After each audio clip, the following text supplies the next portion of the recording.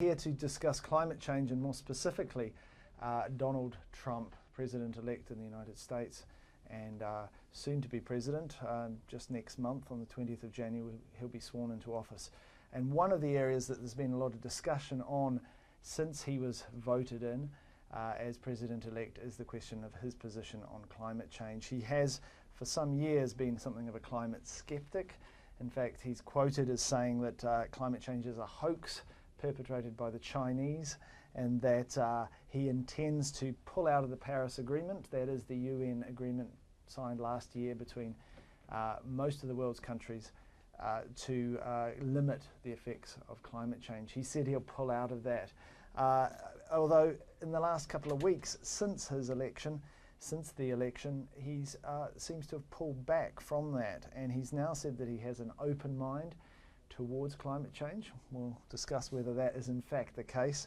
And also he says he's going to be looking carefully at the science behind it, although there's a number of kind of caveats that he introduces into the conversation after he says that. We are accepting questions from you out there in cyberspace.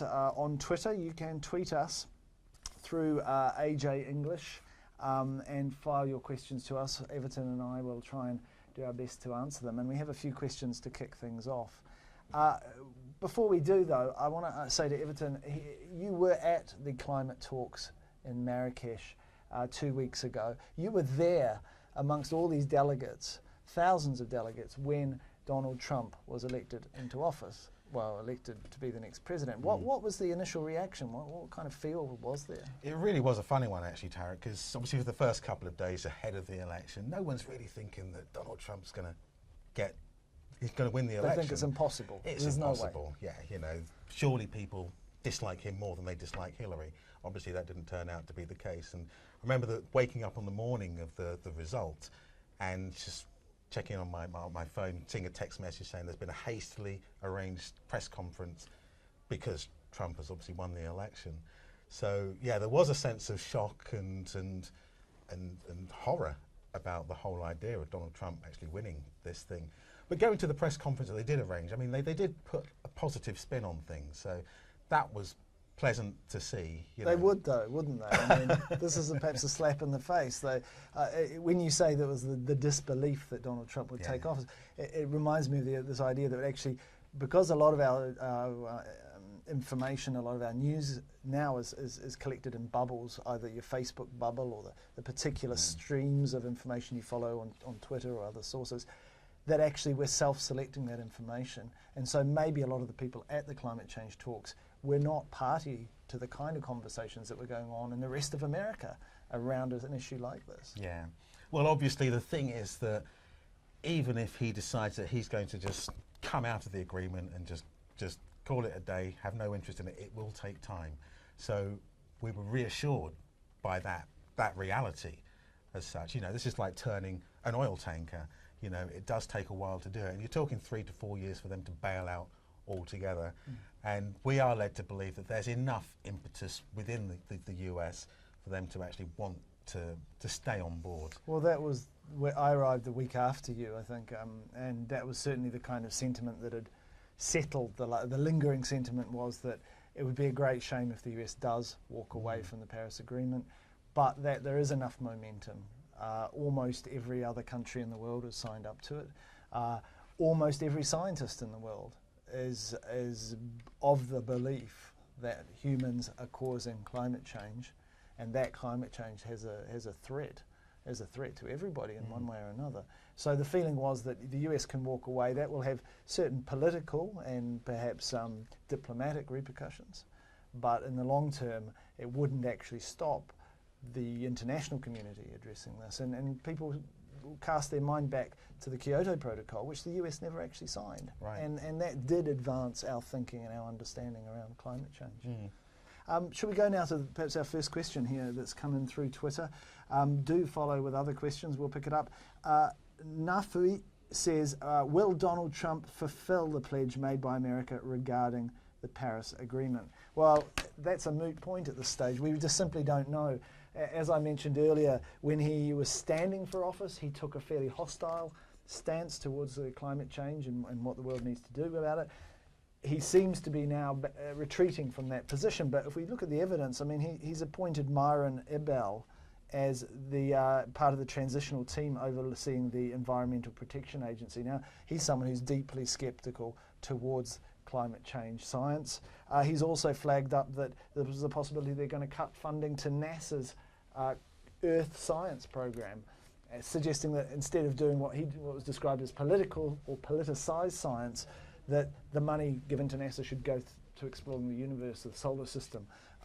That would be a big change, because we rely a lot, don't we, on US data when it comes to even your job as a weather presenter, but our understanding of what's going on on Earth relies deeply on US data and US scientists' work. Yeah, absolutely. You know, it's a crucial input into our knowledge on what is happening out there. So take NASA out of the equation, where does that leave our understanding of actually the climatic conditions? Like, we know this year looks like it's going to be hotter than last year, which was a record, and the year before that was a record. This will be 3 years in a row, and we've relied on NASA to understand that. Yeah.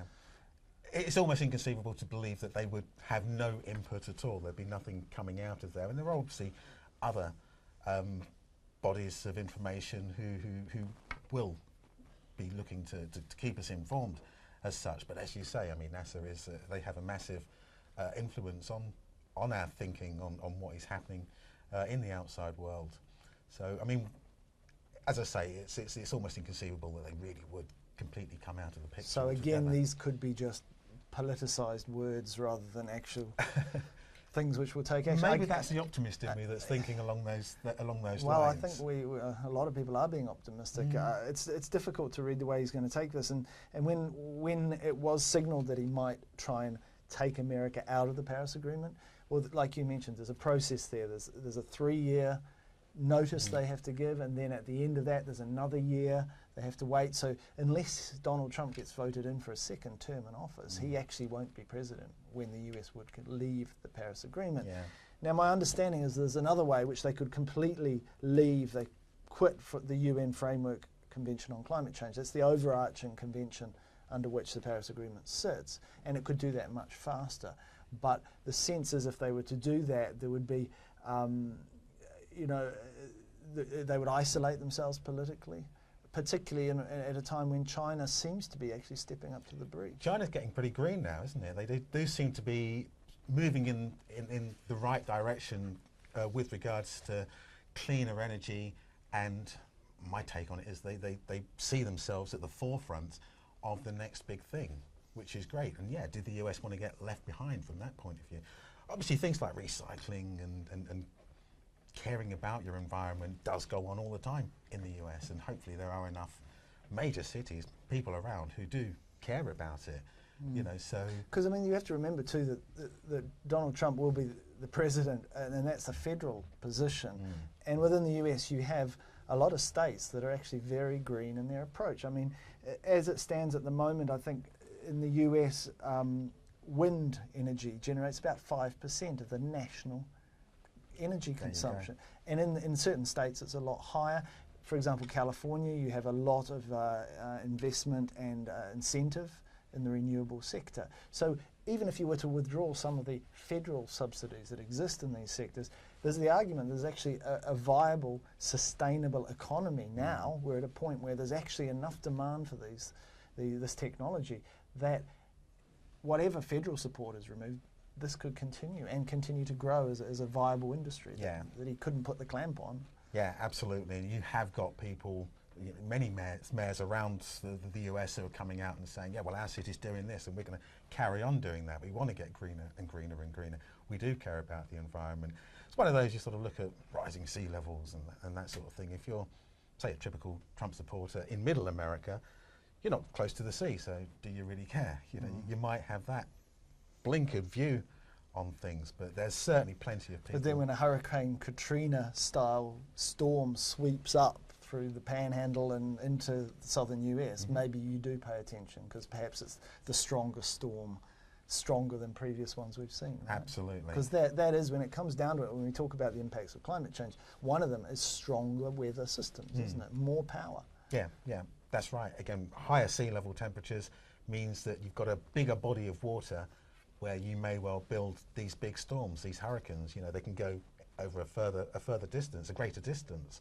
So yeah, that in itself brings the possibility of even worse weather happening. You know, when you are looking at those extremes, the extremes are what points us towards the fact that climate change is happening, you know, that global warming is actually happening at the moment, and we do need to see what we can do to arrest it. Let's pick up on another question here from YouTube. We've got Wunter Van Goy asks, who's more dangerous, Trump himself or those he appoints? Well, I mean, I think that's a great question, because as we know with previous administrations, it's not always the president that really holds clout. I mean, if you think under George W. Bush, it was his advisors to a large extent, we understand now, who called the shots. So perhaps it's a fair call to actually look at those he's surrounding himself with, looking at their politics and their approach to something like climate change, to understand, you know, where this new administration is going to take it. Yeah, maybe they're making him look like a rather more reasonable character. Kind of playing a good cop, bad cop, perhaps, in this setting. We've got another question here. How can he support this climate change denial if the let's start that one again. How can he support his climate change denial in face of the overwhelming evidence? And that is a great question, and I've thought about that. And on one level, there's the political argument. I get the feeling with a president like Donald Trump, he is really just playing political cards, and he would say black was white and white was black if that won him support. So he's not actually looking at the scientific evidence. He probably never has, and I come across this frequently when I have discussions with people about climate change. And some people try to be clever and play this kind of denialist role, and I understand where they're coming from, except I feel that they're about 10 years out of date. Now, 10 years ago, it was fair enough to be sceptical because there wasn't the science. We really hadn't marshaled the information and analysed it and analysed the studies and really compressed it down in the way that was done 3 years ago by the IPCC, the UN body, in a way that really boiled it down to the barest of facts and facts which are glaringly obvious. And that's why amongst the scientific community, one would hope a community that looks at the facts and the data points, and we're talking about billions of data points, we're talking about satellite data, we're talking about buoys on the ocean, we're talking about thermometers all over the planet, immense amounts of data. When you look at that data, there really is only one conclusion, and that is humans are causing climate change and the world, Earth is heating up. Now, anyone who denies that, I feel, is simply because they don't have the time or inclination or for whatever reason to look at the science. And my challenge to anyone who comes to me as a denialist is, I'm perfectly happy to have this discussion with you, but let's do it on the basis of the facts. And go away, read this report. It's a very fat report. It can be downloaded by anyone with access to the internet. Take your time to read through it and come back to me and we'll have this conversation. No one ever does. Why? Because they're not really interested in the facts. So with Donald Trump, I wonder, is he really interested in the facts? He said here he's looking carefully into it, he has an open mind. Is he really interested in the facts, or is he just doing this for political play?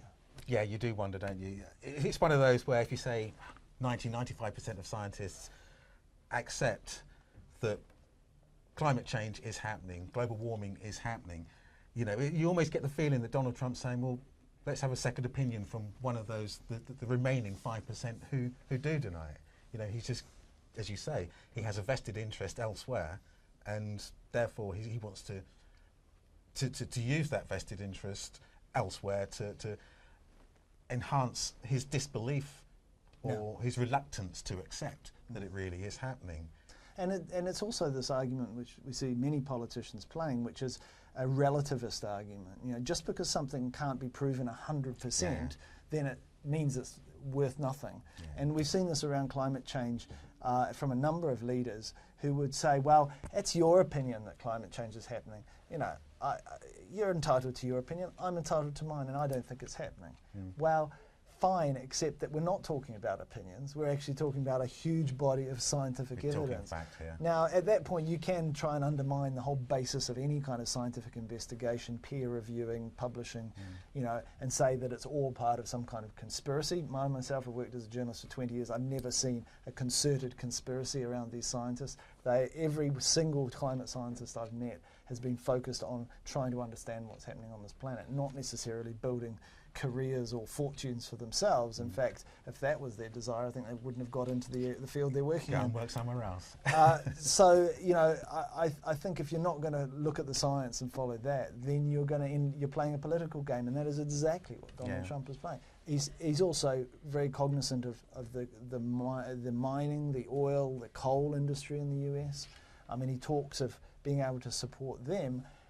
The real fact of the matter right now is that the coal industry, especially on the east coast of the US, is dying not because of renewables, but because gas is so cheap. And why is that gas cheap? Because of fracking.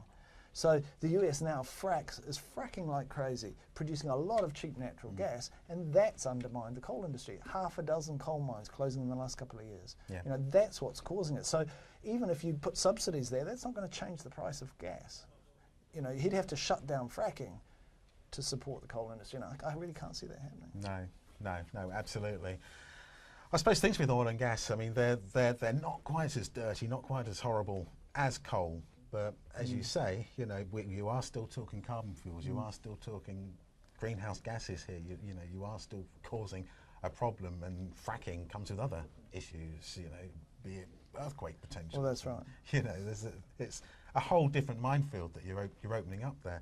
I mean, one thing about the evidence with climate change that we do overlook is that there's been signs of that evidence since 1950 or earlier. You know, so the evidence has been out there, and there was a paper written by a chap called Wally Broker back in 1975, so over 40 years ago. We had the direct link with climate change, global warming, and the burning of fossil fuels. But as you said, it's really within the last 10 years where we've really brought it together and getting people on board. This is the graph that I keep coming back to, one of two graphs I come back to, and this particular one is the increase in temperature above a mean value, dating right back to 1880, and this is NASA data, so we can't claim that it's come from a Chinese science lab, which of course Donald Trump would say would be part of that hoax. But you can see it's pretty clear the direction it's going in, and sure, it's a line of temperature which varies in the way we would expect the weather and the seasons and the cycles to vary. But when you look at it across more than 100 years like that, 140 years, it's really only in one direction, isn't it? When you think about, like you say, 1880, you're talking the Victorian age, and you remember those pretty little picture postcards of frost fairs on the Thames and that sort of thing. It was something of a mini ice age back then. So I guess that's one of the climate change deniers' points that they will say. Well, it was relatively cold then anyway. But as you say, you look at this chart, and that's something of a leap when you do get towards the back half of that. So you know, it really is happening, and we need to protect this little Earth that we do have here. You know, the atmosphere. Our atmosphere is only about 450 kilometres deep. You know, that's sort of like the length of the UK from southern England right the way up to northern Scotland, something like that. It's a very small bubble around the It's the tiny, Earth, isn't it? absolutely, and most of that atmosphere is within the bottom 16 kilometres. So it's like a thin skin around our massive Earth. It's like an eggshell as such, and we're destroying it. We need to protect it. You know, we can't just let it go. Here's a question Walter Van Gooey has put through YouTube. Again, keep your questions coming. We'll try and cover them all in the time we have. He asks, if Trump makes some regressive moves when it comes to environmental regulations, could that inspire other right-wing governments around the world to do the same? It's an interesting question, and you know, we have seen big shifts in terms of governance in Europe and in other places. My sense coming out of Marrakech, out of the UN climate talks there, was that actually it won't lessen the determination of those who are there and the countries who are determined to do something about this. It won't lessen their resolve to carry on. I mean, there was even talk that perhaps as a result, if the US did take itself out of the Paris Agreement in the process, maybe the world should impose a 2% carbon tax on all, a tariff on all imports from the US on US-made products as a way of paying for the damage that the US economy is making in its, I mean, it's the second biggest carbon emitter in the world. Something like that maybe would get the attention of the Trump administration. I don't know. I think that there could be some countries that would say, well, if the US isn't doing it, I'm not going to do it either.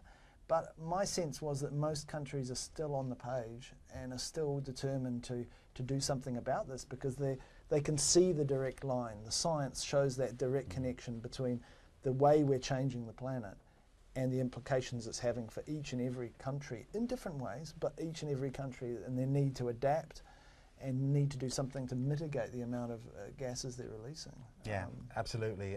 And it was what Ban Ki-moon was saying, that we're so far down the line now that there is no going back, even if the US or even if Donald Trump and his administration were to try to haul things backwards. And obviously you're looking at the short-term gain from their perspective. It's their vested interest thing again, isn't it? Which comes back into it.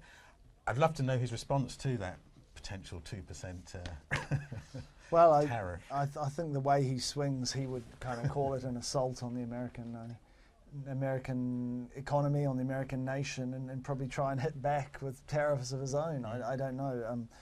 But then, of course, that would expose the whole World Trade Organization restrictions around the US economy. I mean, there's all sorts of implications. That was just one that caught my eye as being an interesting response. Certainly one we'll be keeping an eye on. I think, do we have another question here?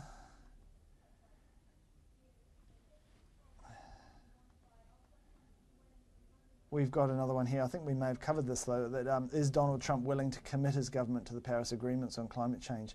I mean, that's a question we need to really see. And in some ways, in the recent weeks, as we've been trying to read more into Donald Trump's comments and his kind of prolific tweets in every direction, I'm almost getting to the point where I'm tired of flinching every time we get a tweet or an abstract comment, because it's very difficult to read substance into a lot of the comments he's making. Instead, I feel like we need to actually wait until he's in office and look at the team he brings to the table with him, and then look at the actual policies they're going to push through. Because it's, at the moment, I feel like all we're getting is noise, and we're not getting a lot of signal. We don't really know what he stands for. Yeah, absolutely. He's got so much on his plate that this might be relatively small change in the broader picture. One can hope from a Well, I don't think anyone can argue that, certainly in the international community, and the Paris Agreement plays a testimony to this, is that there is a movement forward on renewables. There's a really strong sense that we need to wean ourselves off fossil fuels, and we need to quickly. I mean, the Paris Agreement is trying to reduce global greenhouse gas emissions by between 40 and 70% by 2050. Now, we're not that far from 2050. It's 35 years, less than 35 years. You know, I was a child 35 years ago. You know, it's half a lifetime. So if you imagine that in the area of transport, in the area of electricity production, that's a huge shift that has to be moving towards. The ultimate goal under the Paris Agreement, and it's a hugely ambitious one, is to be completely carbon neutral as a planet by 2100. Now that's an enormous and ambitious target. So my sense is that the US may delay things, and that's a great shame, because if anything, the international community is late on this one. The train is running behind time. We need to catch up. So to have the US dragging its heels, pulling back on this, isn't going to help. No, it's a real shame. But I don't think it's going to stop the train moving forward. We're talking, 115 countries now, I've not checked the latest, that have signed up for the Paris Agreement. Ratified it. Ratified, yeah. Of the 55 required, you know, this is fantastic. So. Yeah, there's a real, and I think that was what surprised everyone. During the negotiations for the Paris Agreement, as it was signed in Paris, there was the expectation that it wouldn't be fully ratified until 2020. It was ratified in less than a year, not in small part because I think the Obama administration wanted to push it forward, get as much done before a possible change of administration, as it turns out there will be. And then now I guess the big question is to see how far back a new administration can pull things from the US side. The question here, is America going again towards its policy of isolation? Because what I think it can't go forward, as global competitors like China are playing their part on Pacific and Indian Ocean. I mean, that's right, China is, within a year or two, it'll be the largest producer of renewable energy in the world. I was in Morocco and visited a hugely ambitious concentrated solar power plant they have there. Absolutely enormous. You drive for 10, 15 minutes, 500,000 mirrors, and that was just a quarter of the plant. China has plans to build plants 10 times that size, so enough for 20 million people. You know, just absolutely enormous.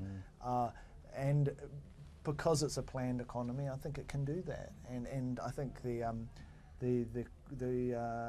viewer out there with the question, you're absolutely right. China is really positioning itself in the long term to lead the world in this. It didn't seem that long ago either that places like China and India in particular were talking about, well, the West had its industrial revolution all those years ago, choking up filthy fuels and burning coal. We want to have our turn now.